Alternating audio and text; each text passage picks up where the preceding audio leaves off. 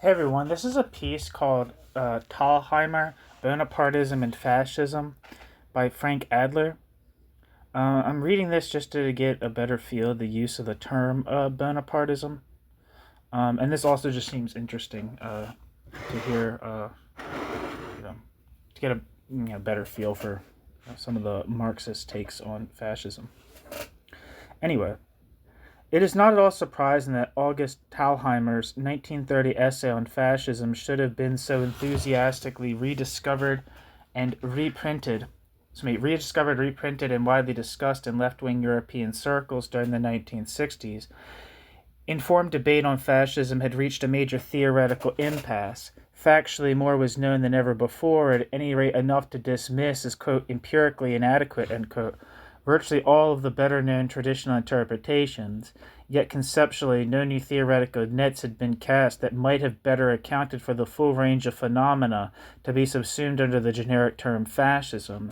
Moreover, to the degree that extremely well-researched, specialized monographs had successfully challenged the old theoretical war horses, few scholars were inclined to hazard new totalizing formulations, lest their own heads in turn be severed on the merciless empirical block. The one notable exception to this general state of affairs was Ernst Nolte's Der Faschismus in seiner Epoche, parenthesis, misleadingly translated into English as Three Faces of Fascism, in parenthesis. I think Ernst Nolte was the main guy of the Historikerstreit, I think that's what you call it, about, kind of tries to relativize the Holocaust in comparison to Stalinist atrocities, and kind of saying, I think it's like had the idea that wasn't so bad, or not so. No, it wasn't the point. I don't think, but Germany has nothing specially to be ashamed of compared to other countries such as the Soviet Union in the Stalin period. But I'm not exactly particularly sure on the ins and outs of that debate. While receiving appropriate criticism for its obvious inadequacies, parenthesis, in particular the tendency to bracket out of his analysis the structural matrix from which fascism emerged and to which it responded, in parenthesis, Nolte's study nevertheless served three critical functions. First, it underscored the necessity for a phenomenological analysis of fascism, one which would not simply understand fascism as a nature-like object, but rather see it as something which subjectively presented itself to the world, unfolding itself through the somewhat less than transparent and mediated realms of culture and consciousness in ways poorly grasped, or not grasped at all, by such non-reflective approaches as chronicle history and social science positivism.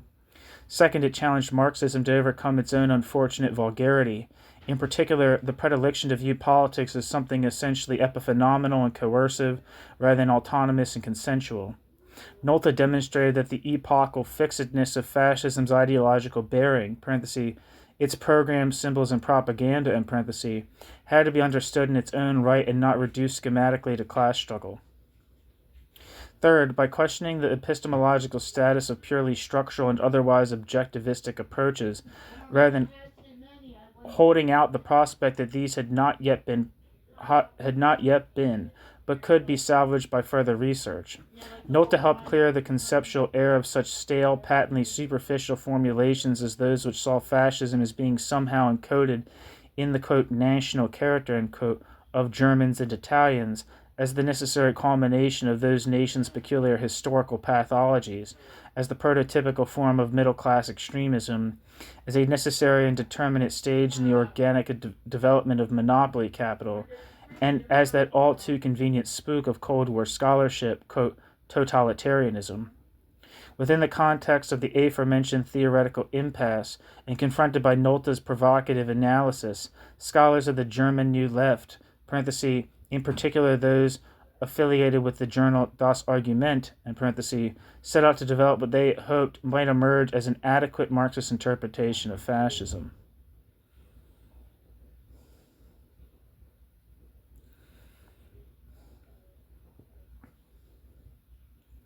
To their credit, they realized that this would be no simple task, given the crudities and banalities which had been advanced in the name of Marxism. They realized that such a project would entail not simply an a posteriori negation of orthodox communist and social democratic dogma, starting afresh with a tabula rasa, but necessarily had to begin by critically reconstituting the histories of the SPD, KPD, and the KPDO, the communist opposition, during the Weimar period, reconstituting, that is, the historical context in which Marxism was itself the major antagonist to fascism, in which various Marxist interpretations of fascism had been developed, and in which the practice based upon such interpretations had shown itself to be so tragically misguided. Furthermore, being at the same time German, intelligent, and members of the New Left, these scholars felt the need to both criticize and distance themselves from the doctrinaire rubbish on fascism being produced, or rather recycled, in the GDR, based as this was on the old comintern, quote, agent theory, end quote, according to which fascism was simply a dictatorial instrument of the, quote, most reactionary, the most chauvinist, and most imperialist elements of finance capital, end quote. Footnote, see B. Blanca, R. Reicha, and J. Wert, The Theory of Fascism in the German Democratic Republic, published in International Journal of Politics, and see W. Wipperman's article, The Post-War German Left and Fascism, published in Journal of Contemporary History. I think Wipperman might have read a big fat book on Marx, too. Or Wipperman, it's actually Wipperman. This quest for an adequate Marxist interpretation entailed not just a critical re-examination of traditional and rather well-known formulations, but soon led to the rediscovery of more or less forgotten and largely overlooked essays written by independents, nonconformists, and heretics. A partial list of such authors would include Friedrich Pollack, Wilhelm Reich, Angelo Tosca, Otto Bauer, Franz Birkenau, Leon Trotsky, and August Thalheimer.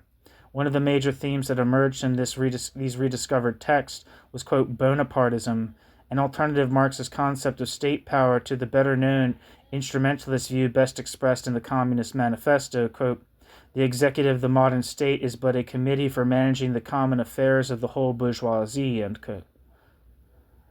Communist Manifesto.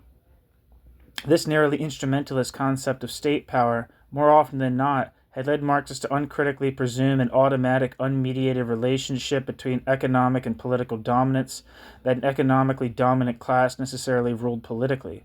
Accordingly, fascism was a priori understood to be the, quote, regime of monopoly capital, end quote.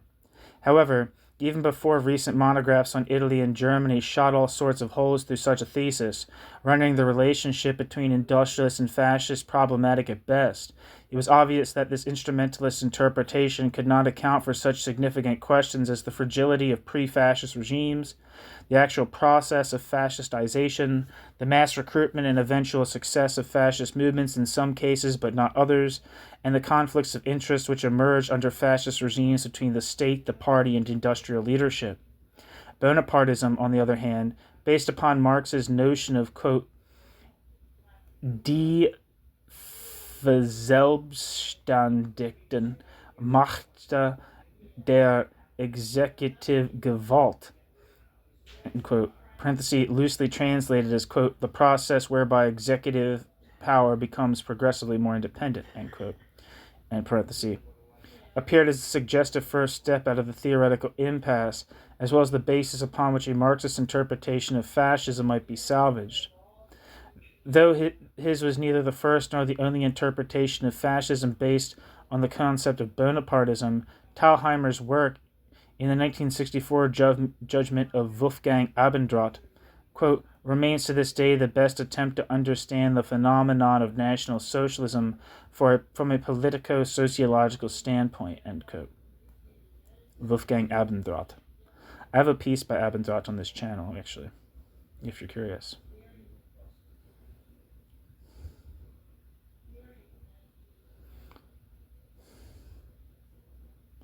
According to Wolfgang Wipperman, another German authority on this subject, quote, possibly the greatest impact upon the renaissance of the Marxist discussion of fascism in the Federal Republic was made by the works of August Thalheimer, end quote.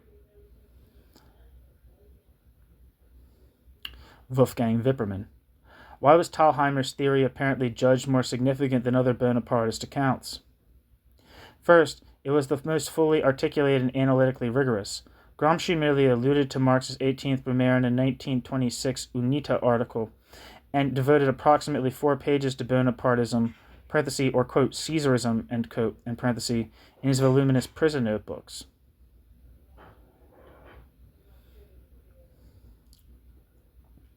Moreover, in contrast to his characteristically insightful treatment of other themes, Gramsci's analysis of Bonapartism is hopelessly mechanistic, more akin to the orthodox materialist drivel which he caustically condemned in Plekhanov's The Fundamental Problems of Marxism, than to the sophisticated, quote, philosophy of praxis, end quote, approach bequeathed to Gramsci by La Briola.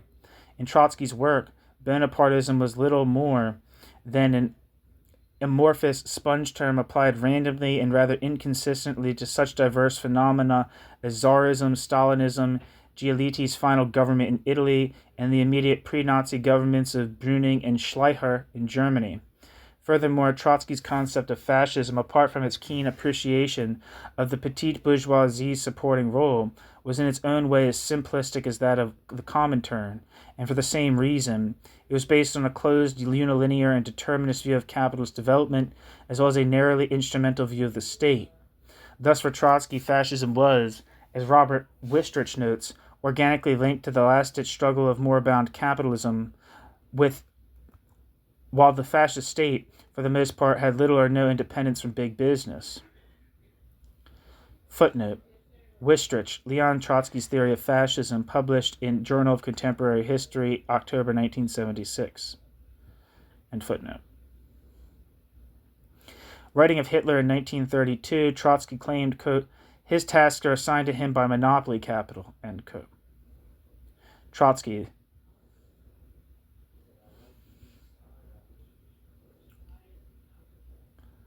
a slightly less mechanical, yet nonetheless instrumentalist conception. One second.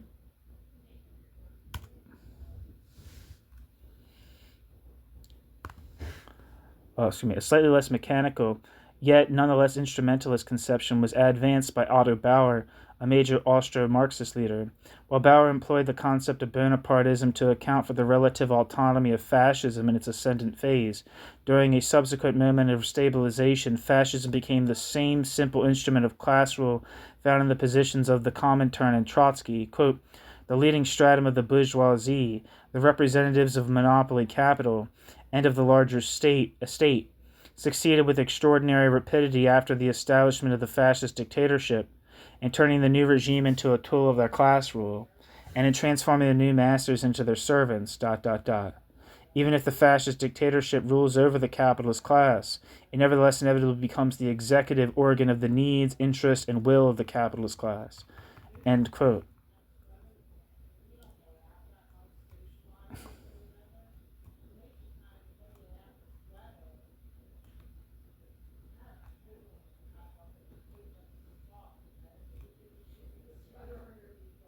Otto Bauer.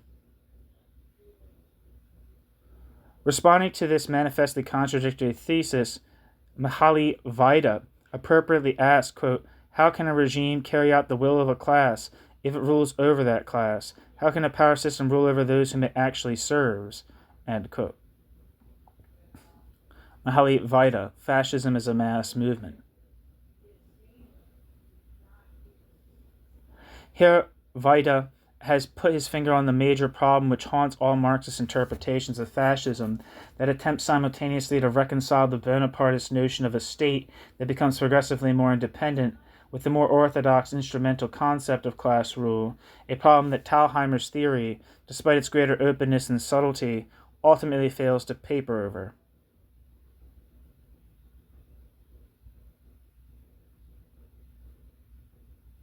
A second significant advantage of Thalheimer's formulation of Bonapartism, that one often overlooked in the recent literature, is its tentative departure from the, quote, equilibrium of, or, quote, balance of class forces, end quote, concept, which has often been viewed by Marxists as the structural precondition for the state becoming independent and superimposing itself over all strata. Common to the formulations of Gramsci, Trotsky, and Bauer, for example, is the image of a Mexican standoff between labor and capital, A brief textual exegesis is therefore necessary to recapture Marx's understanding of Bonapartism and to distinguish it from this undialectical positivist concept of equilibrium that derives, yes, once again, from poor old Engels. In his Origin of the Family, Private Property, and the State, and elsewhere, Engels describes Bonapartism in France and Germany precisely in terms of such class equilibrium. Quote, as the state arose from the need to hold class antagonism in check, but as it arose, at the same time, in the midst of the conflict of classes, it is, as a rule, the state of the most powerful economically dominant class, which, through the medium of the state, becomes also the politically dominant class, and thus acquires the new means of holding down and exploiting the oppressed class. By way of exception, however, periods occur in which the warring classes balance each other so nearly that the state power, as ostensible mediator, acquires for the moment a certain degree of independence from both. Such was the absolute monarchy of the 17th and 18th centuries, which held the balance between the nobility and the class of burghers. Such was the Bonapartism of the first, and still more of the Second French Empire, which played off the proletariat against the bourgeoisie, and the bourgeoisie against the proletariat. The latest performance of this kind, in which the ruler and the ruled appear equally ridiculous, is the new German Empire of the Bismarck nation. Here capitalists and workers are balanced against each other and equally cheated for the benefit of the impoverished Prussian cabbage junkers. Okay, cool. I'll be in. End quote. Engels. Not only does Engels describe Bonapartism in terms of class equilibrium, Engels also reduces Marx's mediated relation between class struggle and politics to an immediate relation. Thus, as in his ever-present introduction to the 18th Brumaire, fundamentally misrepresenting Marx as a crude positivist. This introduction is vintage Engels, the Engels of socialism, utopian and scientific, and dialectics of nature. Quote, it was precisely Marx who had first discovered the great law of motion in history, the law according to which all historical struggles, whether they proceed in the political, religious, philosophical, or some other ideological domain, are in fact only the more or less clear expression of struggles of social classes, and that the existence and thereby the collisions too between these classes are in turn conditioned by the degree of development of their economic position, by the mode of their production and of their exchange determined by it. This law, which has the same significance for history as the law of the transformation of energy has for natural science, this law gave Marx here.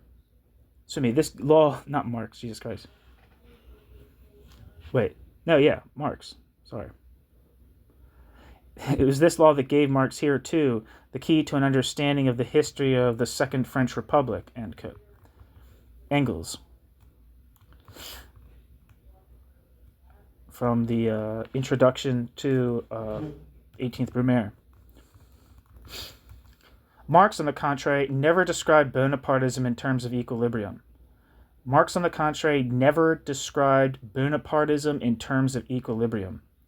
In the 18th Brumaire, Marx carefully distinguished an earlier moment of class struggle from a later and separate moment of political crisis.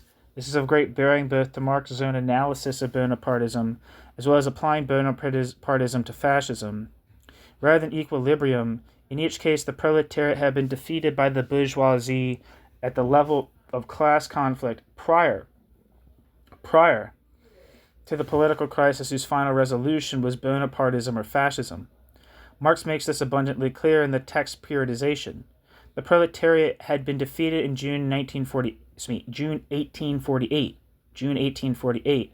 The Bonapartist coup d'etat did not occur until December 1851, and what took place in the interim, comprising both the bulk and essence of the text, was the political self-negation of the French bourgeoisie, the repressive legislation passed by the bourgeois parliamentary coalition, the party of order, which, flying in the face of the ideals of the February Revolution, undercut its legitimation while making it at the same time administratively dependent upon executive power, Louis Napoleon, President of the Republic, The The disintegration of this parliamentary coalition into separate royalist factions, which feuded among themselves and with Louis Napoleon, who grew stronger and more indispensable as the factions became weaker, noisier, and progressively isolated.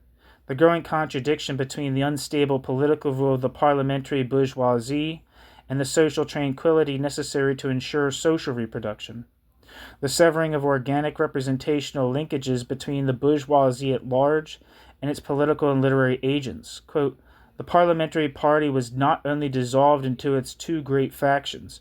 Each of these factions was not only split up within itself, but the party of order in Parliament had fallen out with the party of order outside Parliament. The spokesmen and scribes of the bourgeoisie, its platform and its press, in short, the ideologists of the bourgeoisie and the bourgeoisie itself, the representatives and the represented, faced one another in estrangement and no longer understood one another. End quote. Marx, the 18th Brumaire of Louis Bonaparte. The 18th Brumaire is thus not based primarily on class struggle, as Engels proclaimed in his introduction to Marx's text, but is rather a complex analysis that focuses almost exclusively upon the process by which the French bourgeoisie acts as the unwitting agent of its own political undoing, thereby creating the requisite conditions for executive authority, an external force, to make itself progressively indispensable and independent. In terms of this process, the proletariat is more or less politically irrelevant. At best it is a passive contextual factor, not a central actor. Marx says as much in the text, describing the unsuccessful proletarian uprising of June 1848, which took place 3.5 years before the Bonapartist coup. Marx claims that, quote, with the defeat of the proletariat passes into the background, end quote. Rather than project the image of a catastrophic equilibrium, or on the other hand, one where the bourgeoisie finds itself with its back pinned to the wall by a seemingly invincible proletariat, Marx clearly argues that Bonapartism is the outcome of a hegemonic crisis, wherein the proletariat has not as yet constituted itself as a counter-hegemonic force, but the bourgeoisie has nevertheless already negated its own hegemony.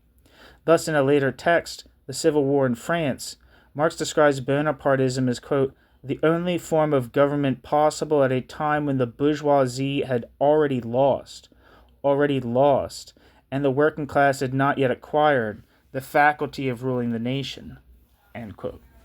Marx, the Civil War in France. This is not to suggest that Marx himself offered a fully adequate account of Bonapartism, despite the fact that his was a far more insightful analysis than those who later claimed to have followed his lead. At the end of the 18th Brumaire and elsewhere, Marx predicted that Bonapartism, based as Bonapartism was on internal contradictions, would be inherently unstable and therefore destined to quickly self-destruct. Thus he could account for neither the liberal transition of the Second Empire in its later period, nor the disconcerting fact that it lasted for 20 years, parenthesis, longer than any previous post-1789 French regime, in parenthesis. Had it not been for the Franco-Prussian War, the Second Empire might well have lasted a good deal longer.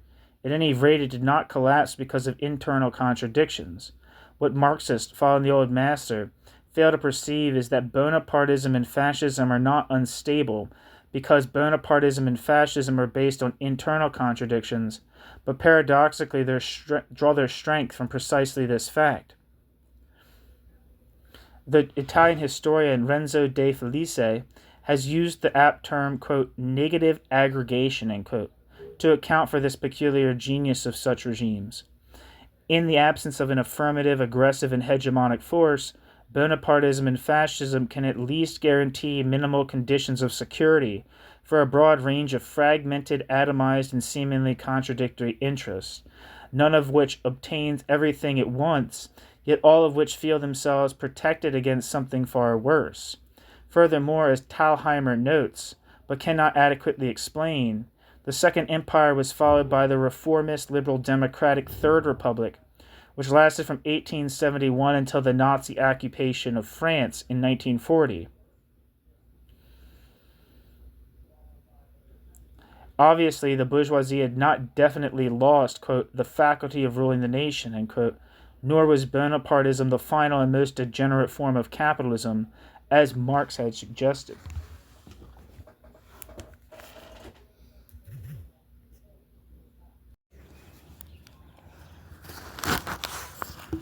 New section, section 2. So much for the context in which Thalheimer's essay was rediscovered. Did I press record? Come on. I did. All right. So much for the context in which Thalheimer's essay was rediscovered and the theoretical status of Bonapartism within the Marxist tradition.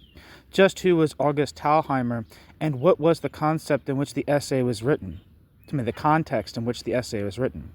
August Thalheimer, born in 1888, had come up through the ranks of the SPD as a journalist for the party press. During the First World War, he had become a protege of Rosa Luxemburg and a leader of Spartacus. In 1919, he was elected to the Central Committee of the Communist Party of Germany, and together with Heinrich Brandler, led the dominant, quote, right-wing faction of the party until 1924.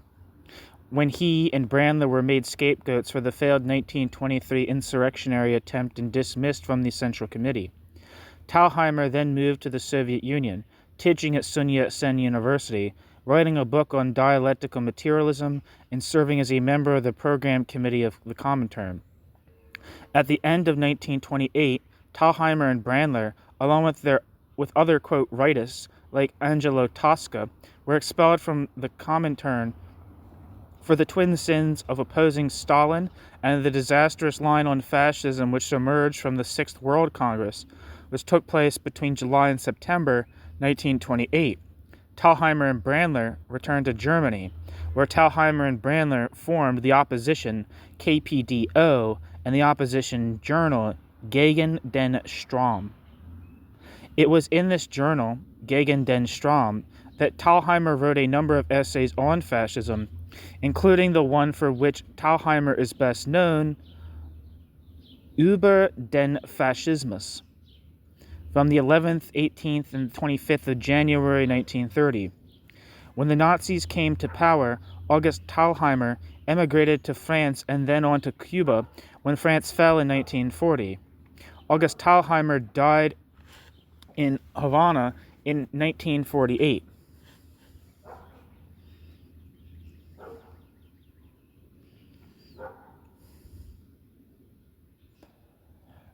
During the 1920s, or at least until the Sixth World Congress, there had been no single uniform comintern position on fascism, although a retrospective glance at official documents of this period reveals the telltale signs of two interrelated tendencies which would lead to a closure and rigidification of theoretical debate on this and every other significant issue. Stalin's growing control over the DPSU and Russian hegemony within the International. Already official Comintern documents reveal formulations that appear increasingly wooden, no wonder, as they resulted from less and less debate, and reveal as well the increasing use of pejorative, quote, isms associated with individuals who had demonstrated excessive independence and nonconformity, e.g., Trotskyism, Bordigism, Luxemburgism, Brandlerism, Radicalism, etc., The same schoolboy-type discipline imposed within the CPSU was by 1929 fully exacted upon non-Russian representatives as well. Thus, for example, when in 1928 Brandler returned to Germany without having first asked permission, he was condemned for a major, quote, breach of discipline, end quote.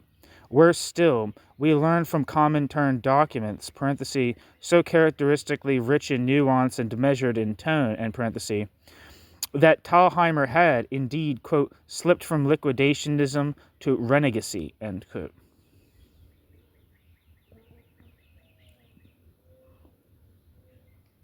Nevertheless, the Sixth World Congress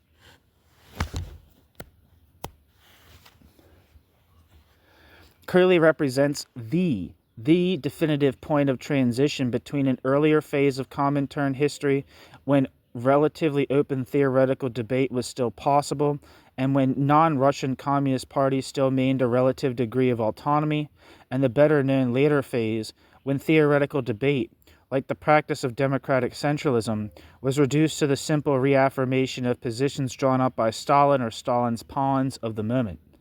When all independent (parenthesis) and some not so independent (end parenthesis) personalities were either barbarically purged or cautiously bit their tongue (parenthesis, e.g. Togliatti) (end parenthesis), until a more propitious moment arrived, when the Russians gained total hegemony over the organizational apparatus of the Comintern, first monopolizing control over the agenda and regulating the flow of documents, then devitalizing what remained of the rather pathetic vestigial organ. Parenthesis, in the 15-year period from 1929 to 1943, only one World Congress would be held, the seventh in 1935, in parenthesis. The Sixth World Congress established a rigid periodization which became the basis for all further discussion until 1935. According to this periodization, there had been a revolutionary first period, which ran from the October Revolution to the failed German insurrection of 1923, a second period of capitalist stabilization, which ran from 1923 to 1927, and finally a fatal third period which began in 1928, the year of the Sixth World Congress. The third period would be marked by the final and most extreme contradictions of capitalism, which would lead either to proletarian revolution or further imperialist wars between the major powers and ultimately against the USSR.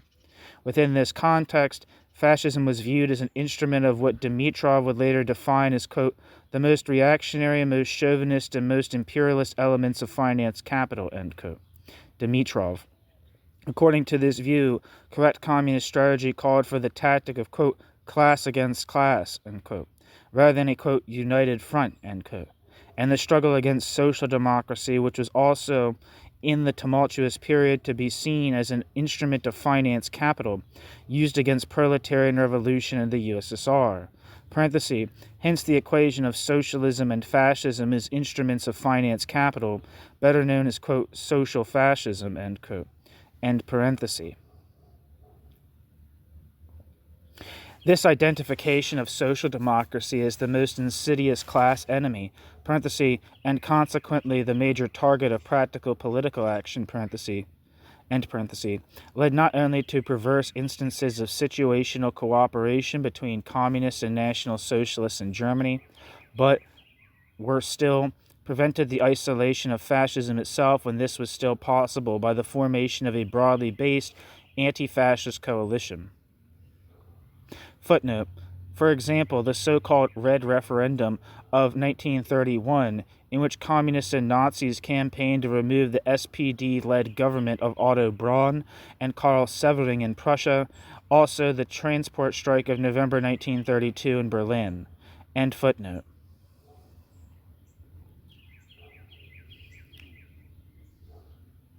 Comintern would eventually change its line in 1935, but by this time it was too late, as National Socialism had already been in power for 2.5 years and had methodically consolidated its rule. Commenting on the disastrous theoretical and practical consequences of the Sixth World Congress position on fascism, the Italian communist historian Giuliano Procacci notes, quote, the call for a struggle against, quote, social fascism, by which all parties from social democratic to the Nazi were viewed as part, to use a classic expression, of one, quote, reactionary mass, end quote, prevented a rival at an analysis of the fascist phenomenon and its peculiar traits. Therefore, it prevented the isolation of fascism and the constitution of a front capable of defeating it, end quote. Footnote. See G. Procacci's article, Trotsky's View of the Critical Years, published in Science and Society, winter 1963.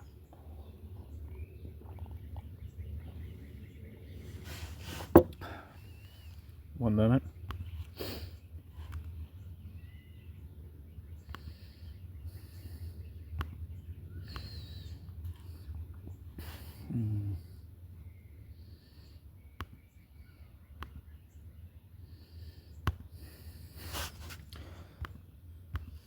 End footnote. Such a critique of Comintern's social fascism line should not, by implication, gloss over the theoretical and practical bankruptcy of the socialists.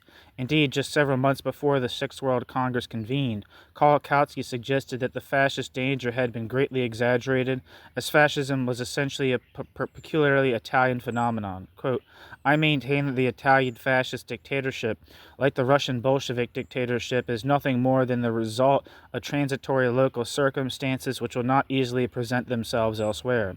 There is a whole series of arguments which lead me to believe that in the most important capitalist countries, the tendency toward the maintenance, the reinforcement, and the development of democracy will not be diminished, despite the growing animosity of many bourgeois elements. End quote. Kolakowski. Indeed, it might be said that theoretical discussion on fascism during the 1920s, both in Marxist and non-Marxist circles, reflected at the same time a general state of confusion and a rich array of partially developed insights.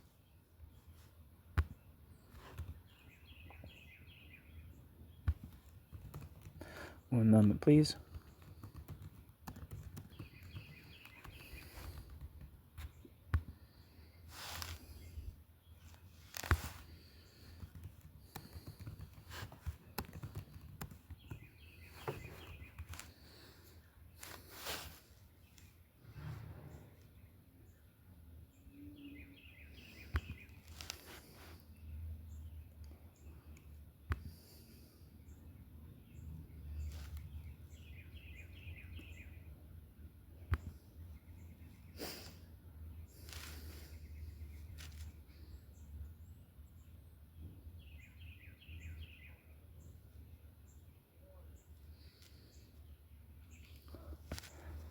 Sorry, one second.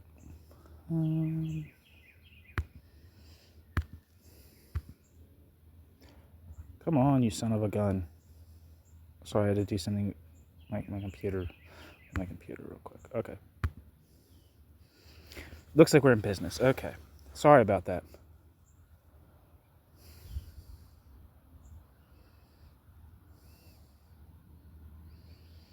Lost my spot, too. Man, I'm really fucking this piece up. Indeed, it might be said that theoretical discussion on fascism during the 1920s, both in Marxist and non-Marxist circles, reflected at the same time a general state of confusion and a rich array of partially developed insights. Comintern, before the Sixth World Congress, was no exception. While the instrumentalist, quote, agent theory, end quote, and the social fascism view had been part of Comintern's pre-1928 discussion, the relative autonomy of fascism from monopoly capital and its mass character had been argued well. To add to the confusion, sometimes both perspectives had been advanced at different occasions under different circumstances by one and the same individual, e.g. Gramsci. Footnote. Gramsci described the socialists as, quote, the avant-garde of the anti-proletarian reaction, end quote, in Ordine Nuovo, July 5, 1921. He spoke of the, quote, semi-fascism of Amendola Turati, unquote, in Ordine Nuovo, September 1, 1924. In his Lyon thesis of January 1926, Gramsci claims that one section of the industrialists were essentially reformists and opposed fascism, yet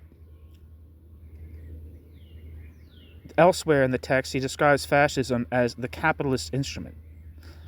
End footnote.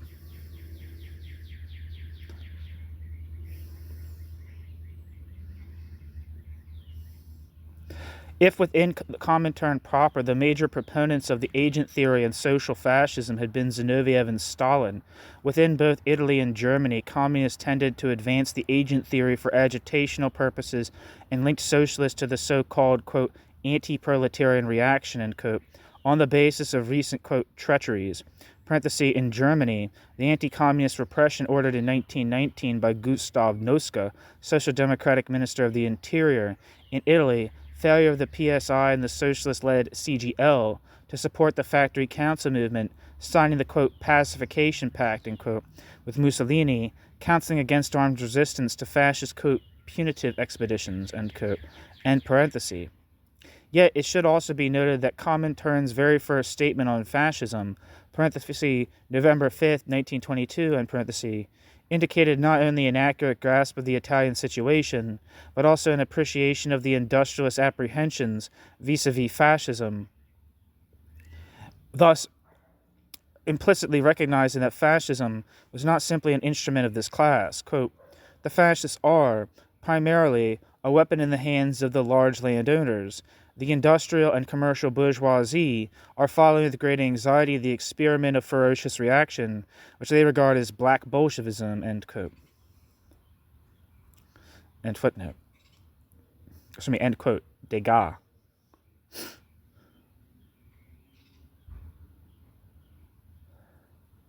I don't think that's by. I think Degas might be the guy who edited the volume that this quote's from. So I don't think that's a quote from a Degas. Anyway, several months later, in her speech to the Executive Committee of Comintern, Clara Zetkin articulated a point which would be further developed by Gramsci in his 1926 Lyon thesis.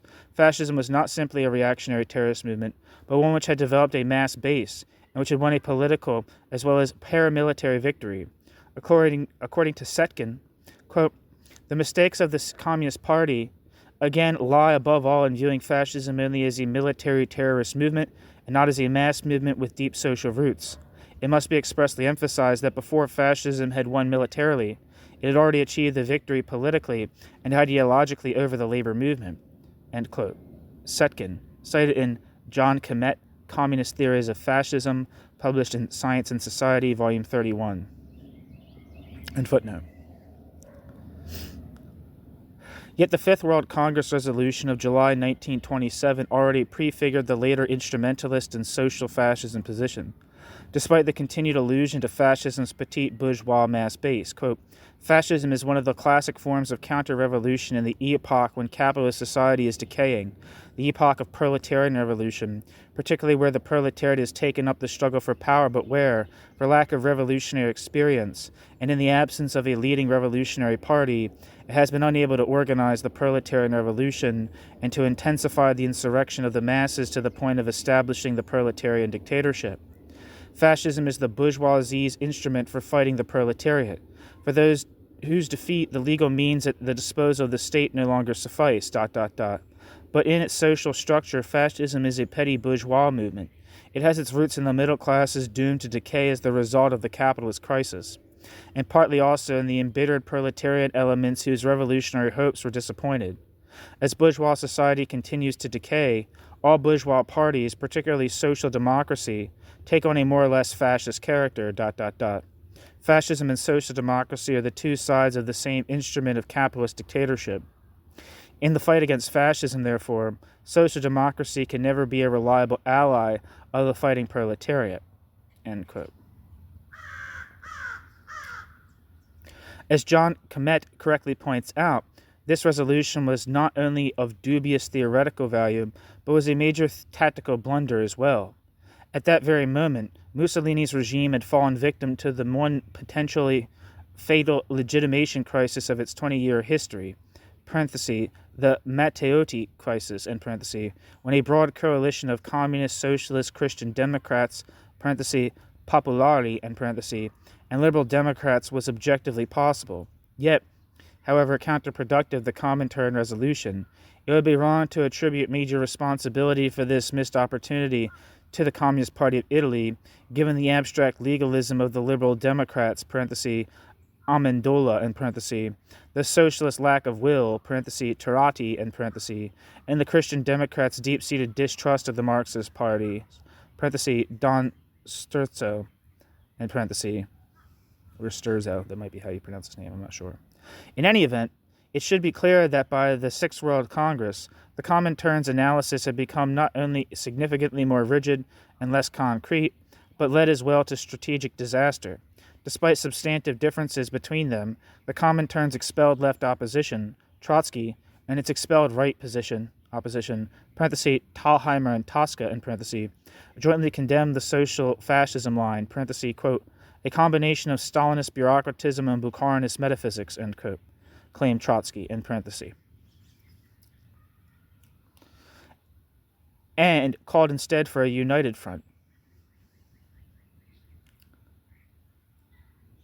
Situated within this context, and measured against the writings of his contemporaries, Thalheimer's analysis of fascism is indeed superlative. As opposed to the increasingly crude reduction of fascism to the status of a mere instrument of monopoly capital, (a view which Trotsky for the most part shared), Thalheimer not only preserved Comintern's earlier theoretical openness, i.e. its appreciation of fascism's relative autonomy and mass character, but further developed and synthesized these insights within the theoretical framework of Bonapartism. Thus, Thalheimer went beyond simply and one-sidedly linking fascism to a petite bourgeois mass base, but stressed the peculiar social disaggregation of the period and the consequent déclassé nature of the fascist bloc which, to the degree it was composed of atomized elements from all classes, could not easily maintain its tenuous cohesion nor internally generate an organic program. External mediation by an independent executive was thus necessary to not only reconcile the contradictory interests within this bloc, but also to ensure social reproduction within a situation of fractured, non-hegemonic class relations. After the bourgeoisie had already politically negated itself, furthermore by undermining the Comintern's promise of fixed unilinear stages of capitalist development, and arguing that fascism could be seen as neither the final nor necessary form of bourgeois state power, Thalheimer attempted to demonstrate that the situation was thus open to diverse outcomes which, while historically contingent, were ultimately dependent upon the praxis of competing forces.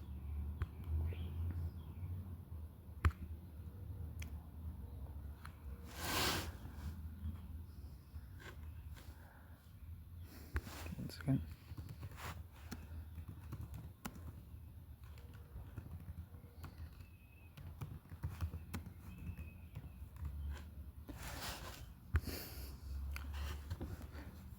New section, Section 3. To what degree can Thalheimer's analysis still represent today the basis for an adequate Marxist interpretation of fascism? Given the enthusiasm which greeted his theoretical resurrection during the 60s, this is hardly a facile question. Here, judgment cannot be nearly so affirmative as was the case in comparing Thalheimer's work with that of his contemporaries. To the degree that he attempted to relate fascist state power to a particular state of capitalist development, Thalheimer's analysis appears rather primitive alongside of the suggestive 1941 studies on state capitalism by Friedrich Pollock and A.R.L. Gerland. Footnote: see Friedrich Pollock, State Capitalism, and A.R.L. Gerland, Technological Trends Under National Socialism, published in Studies in Philosophy and Social Science, 1941. These seminal works prefigure Tim Mason's late, quote, primacy of politics thesis on fascism, as well as Habermas and Offa's analysis of, quote, late capitalism. Thalheimer, by way of contrast, fails to situate fascism within the context of this structural and conjunctural transition from, quote, private capitalism to its state-administered counterpart. In all fairness to Thalheimer, however, it should be noted that few theorists outside corporatist circles had begun to work in this area until the mid to late 1930s, when confronted by the Great Depression, a variety of observers began to sense some epochal affinities between Keynesian economics, Soviet planning, Roosevelt's New Deal, and corporatism. To the degree that Thalheimer attempted to relate fascism to national peculiarities, or to grapple with the problem as to why fascism came to power in some capitalist countries and not others, his analysis goes astray of the most significant factor in this regard, the long-term developmental consequences which accrue from incomplete bourgeois revolutions.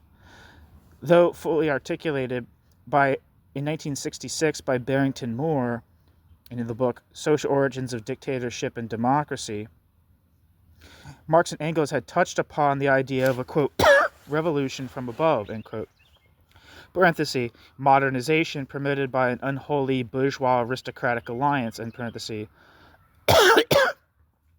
in their analysis of 19th century Germany, as had Gramsci in his critical reflections on the Italian Risorgimento. Though Thalheimer hints at a relationship between the, quote, immaturity of bourgeois development, end quote, and what has, quote, an outward appearance similar to Italian fascism and French Bonapartism, end quote, in such cases as Poland, Spain, and South American republics. He nevertheless specifically distinguishes these cases from Italy and Germany, on the ground that they represent an as yet immature stage of capitalist development. Obviously, an unfortunate dose of economism impairs Thalheimer's vision here, as he presumes an immediate identity between economic and political development, the latter being directly dependent upon the former. Thus, Thalheimer fails to notice the paradoxical nature of Germany at the very time he is writing, the incongruence between its advanced technico-productive infrastructure and the antediluvian nature of its political life, a totality which Ralph Dahrendorf characterizes as an industrial feudal state. Politically, that is, Germany and Italy had more in common with the, quote, immature cases, end quote, than Thalheimer can see, because Thalheimer's gaze is confined to economic development, as if this alone were an adequate indicator of political development as well. To the degree that Thalheimer deals with the ideology of Bonapartist-type authoritarian regimes, e.g. the so-called idée Napoleonienne, the so-called idée Napoleonienne in France, the nationalist idea in Italy, Thalheimer's analysis never penetrates the subjective enracinement and relative success of such formulae, that is, the cultural matrix from which they emerge and to which they re-enter, as does Nolte.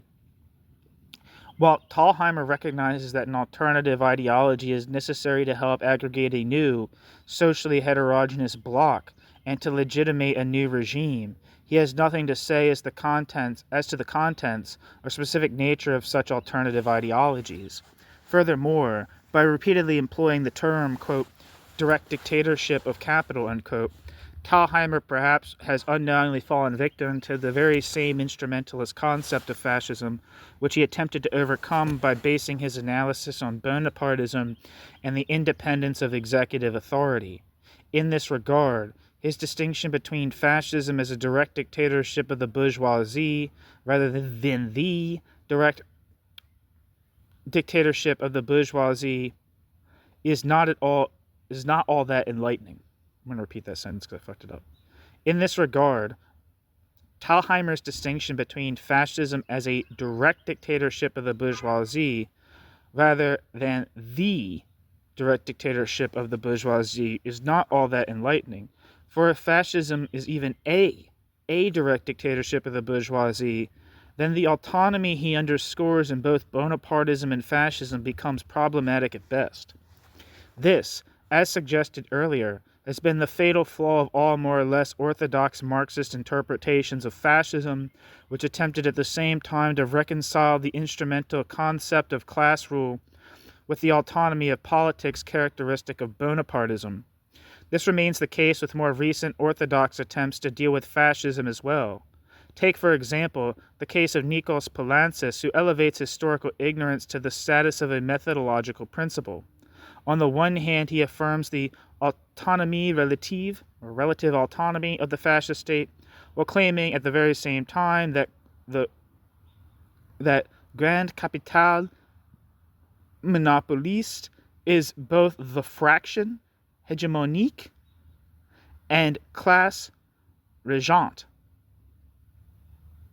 which I guess means, on the one hand, Poulantzas affirms the relative autonomy of the fascist state while claiming at this very same time that big monopoly capital is both the hegemonic fraction and, regent class. I don't know what that means. Finally, it must be noted that Thalheimer's understanding of the transition to socialism lacked the democratic character so distinctive in the current formulations of Eurocommunism. When Thalheimer used the term, quote, dictatorship of the proletariat, end quote, he meant just that, using the very same words as the comintern.